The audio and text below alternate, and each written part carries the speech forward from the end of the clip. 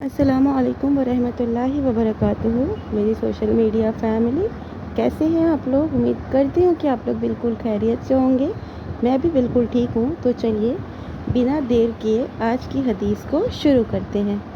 हज़रत जाबिर रज़ी अल्लाह अन्हा रिवायत बयान करते हैं कि अल्लाह के रसूल सल्लल्लाहु अलैहि वसल्लम एक महीना तक अपनी अज़वाजे मुतहरात यानी बीवी रज़ी अल्लाह अन्हुन अजमाइन से अलहदा रहे, तो आप 29वें दिन में हमारी तरफ तशरीफ़ लाए।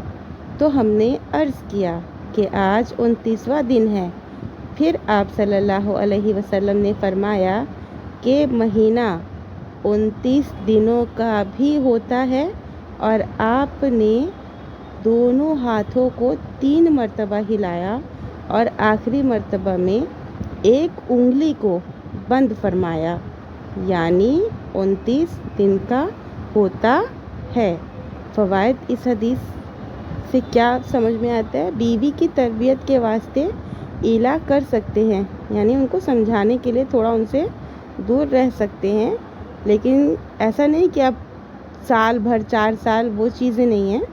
कुछ दिन नबी करीम सल्लल्लाहु अलैहि वसल्लम बशर्ते नबी करीम सल्लल्लाहु अलैहि वसल्लम इल्म गैब नहीं जानते थे।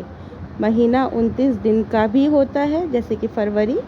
बयान में हाथ से इशारा करना मसनून तरीका है। एक महीना का इला कर सकते हैं। इल्म रियाजी सीखना चाहिए।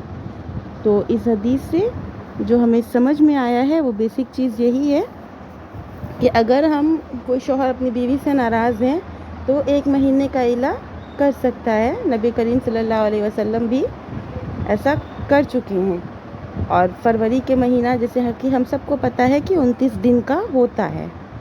और ऐसी ही हदीसों को सुनने के लिए प्लीज़ डू